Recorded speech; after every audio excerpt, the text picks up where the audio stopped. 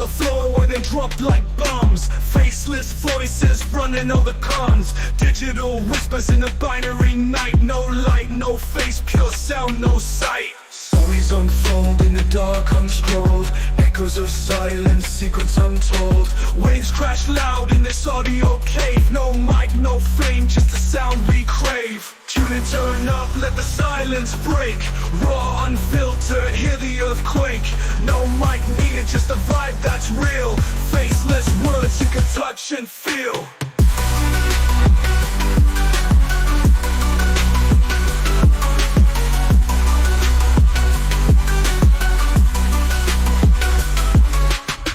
In shadows, voices untamed. No need for spotlight, no claim to fame. Just a beat of life in a stream of thought. Every word a punchline, no need to be taught. Just listen close, no visuals needed. Raw conversation, unprocessed, unseated. Feel the pulse in every sentence said. No distractions, just thoughts in your head. Whispers of the streets, rumbling through. Faceless yet vivid, a world in view. No mic, just souls, connecting in flow. Pure and raw, let the rhythm go.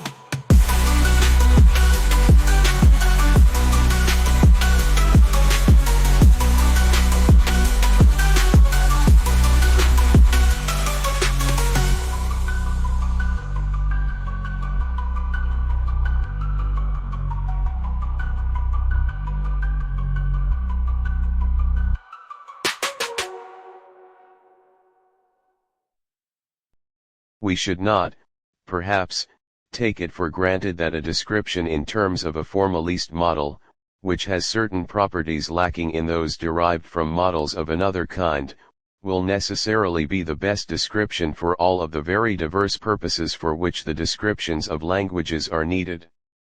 In assessing the value of a description, it is reasonable to ask whether it has proved useful for the purposes for which it was intended. Michael Halliday. Michael Alexander Kirkwood Halliday 1925–2018, often referred to as M.A.K. Halliday, was a highly influential British linguist who revolutionized the study of language, particularly through his development of systemic functional linguistics (SFL). Michael Halliday's early life and education were foundational to his later groundbreaking work in linguistics. Born in Leeds, Yorkshire, England, on April 13, 1925, he came from a family deeply immersed in language and education. His parents were both teachers, his mother taught French, and his father was an English teacher and a dialect poet with a keen interest in grammar. This environment naturally fostered his early fascination with language. A significant turning point in his early life was his involvement in foreign language training for national service during World War II. At just 17, he volunteered and was selected to study Chinese, a choice likely influenced by his remarkable ability to distinguish tones. This intense 18-month training led to a year of counterintelligence work with the Chinese intelligence unit in India. After the war, Halliday returned to London, where he taught Chinese and pursued a BA Honours degree in Modern Chinese Language and Literature Mandarin through the University of London, remarkably studying for it while living in China. He spent 3 years in China, studying under prominent linguists like Luo Chenpi at Peking University and Wang Li at Lingnan University, gaining invaluable first-hand experience with the intricacies of the Chinese language and its dialects. Upon his return to the UK, he embarked on his PhD in Chinese linguistics at Cambridge University, completing it in 1955. It was during this period that he worked under the supervision of J.R. Firth, a highly influential British linguist who became Halliday's mentor. Firth's emphasis on language as a social phenomenon and his concept of system profoundly influenced Halliday's developing ideas. Halliday liberated the concept of choice from Firth's more structure-bound view, making it a central organizing dimension of what would become systemic functional linguistics. Michael Halliday's intellectual journey, especially in his earlier professional years, was marked by a relentless pursuit of understanding how language operates not just as a set of rules, but as a dynamic tool shaped by and shaping human society. Three pivotal papers from this period offer a glimpse into his developing thought processes. In his 1966 paper, Grammar, Society, and the Noun, Halliday began to lay crucial groundwork for his socio-linguistic perspective. Here, he wasn't just dissecting grammatical forms in isolation, he was actively exploring how the very structure of grammar, particularly the role of the noun, reflects and reinforces social structures. He argued that language isn't neutral, it's steeped in social meaning, and the ways we categorize and refer to the world through words like nouns are inherently linked to our societal organization and values. Building on this foundational understanding, Halliday's 1970 paper, Language Structure and Language Function, represented a significant leap in articulating his functional approach to language. This was a crucial departure from purely formal linguistics, as he argued that the organization of language, its structure, is ultimately driven by its function in human communication. It's in this paper that he more clearly outlines the concept of metafunctions, proposing that language simultaneously serves different purposes, representing our experience of the world ideational, enacting social relationships interpersonal, and organizing information into coherent texts textual. Then, delving into the specifics of grammatical operation, Halliday's 1969 paper, Options and Functions in the English Clause, offered a more detailed and practical application of his systemic functional framework. In this work, he meticulously explored the rich array of systemic choices that English speakers and writers make when constructing a clause. He demonstrated how these choices aren't random but are systematically organized within the language, and crucially, how each choice carries specific functional significance related to the metafunctions. Whether we choose an active or passive voice, a particular type of verb, or where we place emphasis in a sentence, these are all options that serve particular communicative functions within a social context. While he started his academic career as an assistant lecturer in Chinese at Cambridge, Halliday's intellectual journey soon shifted. Having taught languages for 13 years, he increasingly gravitated towards general linguistics, driven by a fundamental question: how does language work? This shift marked the beginning of his exploration into language as a social semiotic system, ultimately leading to the development of SFL. His 1971 paper, Language and the Social Sciences, served as a powerful declaration of his belief that linguistic analysis was not merely an academic exercise, but a vital tool for gaining insight into the intricate workings of society itself.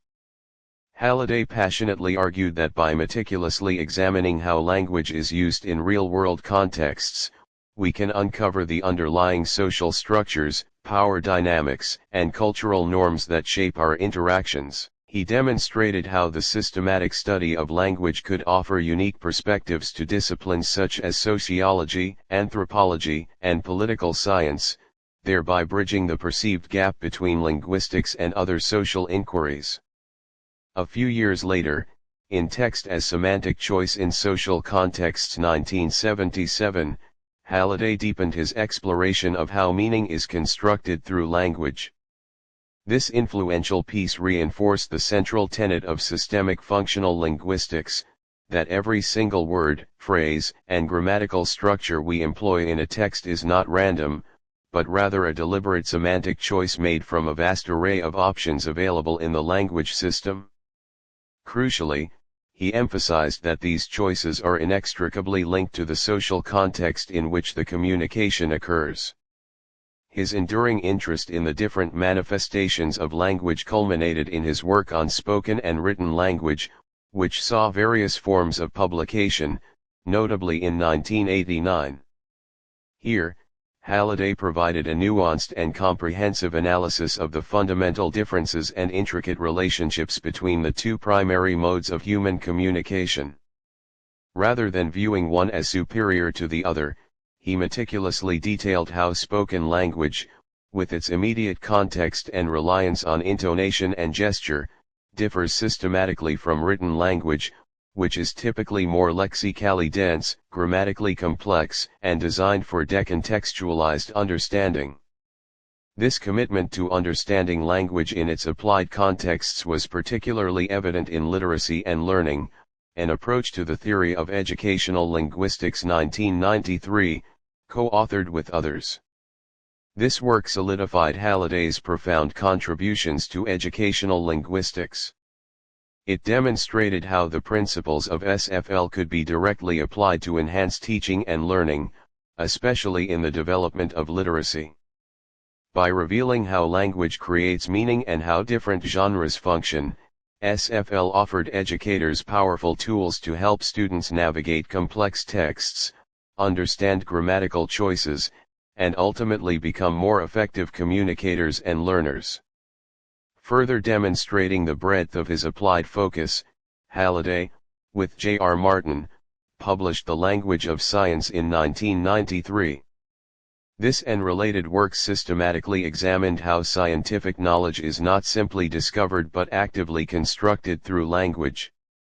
They analyzed the specific linguistic features, such as specialized terminology, grammatical metaphors, and particular textual patterns, that characterize scientific discourse, showing how these features enable scientists to classify, theorize, and explain phenomena in a rigorous and systematic way.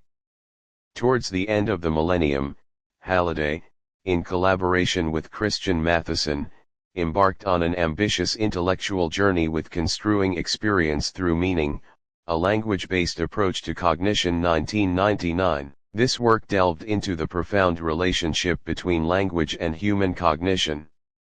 It proposed that the ways in which we organize and express meaning through language are not merely reflections of pre-existing thoughts, but rather active processes that shape our understanding of the world. They argued that our linguistic systems provide the very frameworks through which we interpret and construe our experiences, suggesting a deep, co-constructive relationship between language and mind. Finally, even in 2007, his intellectual curiosity continued to embrace new frontiers, as demonstrated by lexicology and corpus linguistics, again co-authored with Christian Matheson. This publication showcased Halliday's engagement with emerging methodologies in linguistic research, particularly the growing field of corpus linguistics.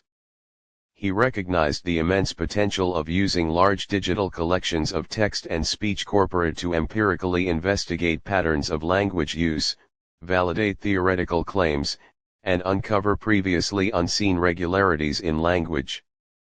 Even after officially retiring from the University of Sydney in 1987, Michael Halliday remained a remarkably active and influential linguist until his passing in 2018.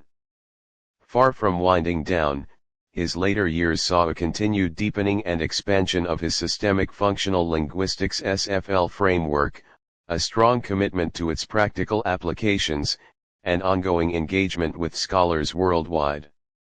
Holding emeritus positions at both the University of Sydney and Macquarie University, Halliday maintained a robust schedule of writing, collaborating, and lecturing globally. This dedication ensured SFL continued to evolve and reach new generations of linguists. A key focus of his later work was the continuous revision of his seminal text, An Introduction to Functional Grammar, co-authored with Christian Matheson. These comprehensive updates in 1994, 2004, and 2014 incorporated decades of further thought and research, solidifying its status as the foundational SFL text. Beyond the grammar itself, Halliday dedicated considerable energy to editing and contributing to his collected works, a multi-volume series that systematically organized his extensive intellectual output for the global academic community. He remained deeply committed to applicable linguistics, tirelessly advocating for SFL's relevance to real-world issues, particularly in education. He consistently argued that understanding how language functions to create meaning was crucial for effective teaching, literacy development, and second language education, influencing curriculum design worldwide. Halliday fostered a vibrant global network of collaborators and students, many of whom became leading SFL figures. His intellectual generosity and willingness to engage in dialogue nurtured a thriving community of scholars, and he continued to deliver insightful addresses at international conferences. His influence extended beyond traditional academia, impacting fields like critical discourse analysis, forensic linguistics, and even artificial intelligence. Even in his 90s, Halliday's contributions remained profound, cementing his legacy as a preeminent linguist of the 20th and 21st centuries. He passed away peacefully in Sydney, Australia, on April 15, 2018, leaving behind an intellectual heritage that continues to shape linguistic thought and practice globally. A physical system is just that, a physical system. What is systematized is matter itself, and the processes in which the system is realized are also material. But a biological system is more complex. It is both biological and physical. It is matter with the added component of life, and a social system is more complex still. It is physical, and biological, with the added component of social order, or value. A semiotic system is still one step further in complexity. It is physical, and biological, and social, and also semiotic. What is being systematized is meaning. In evolutionary terms, it is a system of the fourth order of complexity. Michael Halliday. References: Halliday, MAK 1985. Systemic background.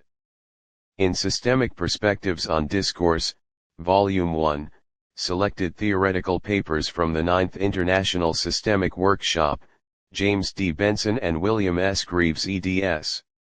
Abelks. Volume 3 in the Collected Works, p. 192. Halliday, MAK 1970. Functional Diversity in Language as Seen from a Consideration of Modality and Mood in English.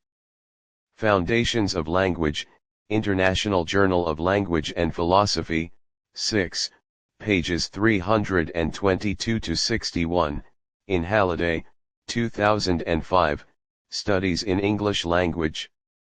Halliday, MAK 1975. Learning How to Mean. London, Edward Arnold. Halliday, MAK 2003. On the Architecture of Human Language. In On Language and Linguistics. Volume 3 in the Collected Works. London and New York, Equinox.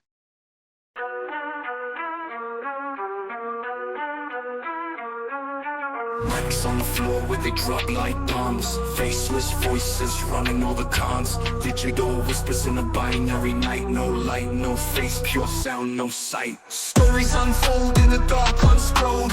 Echoes of silence, secrets untold. Waves crash loud in this audio cave. No mic, no frame, just the sound we crave. Tune in, turn up, let the silence break. Raw, unfiltered, hear the earthquake. No mic needed, just the vibe that's real. Faceless words you can touch and feel.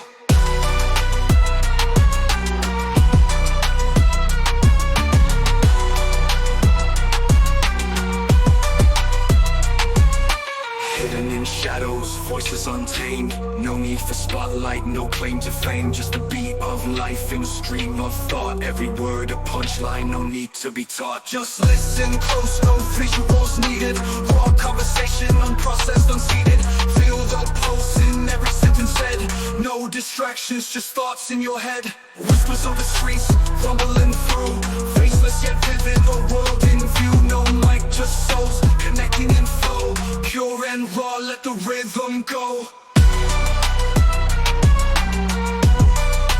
Pure and raw.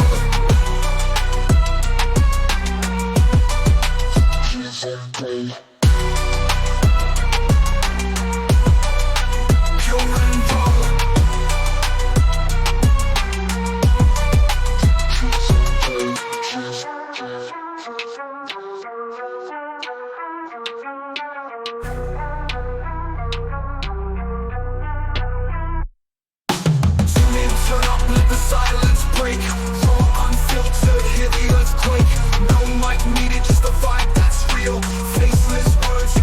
touch and feel. Tune in, turn up, let the silence break. Raw, unfiltered, hear the earthquake. No mic needed, just a vibe that's real.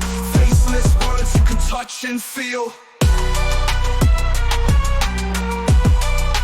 Pure and raw.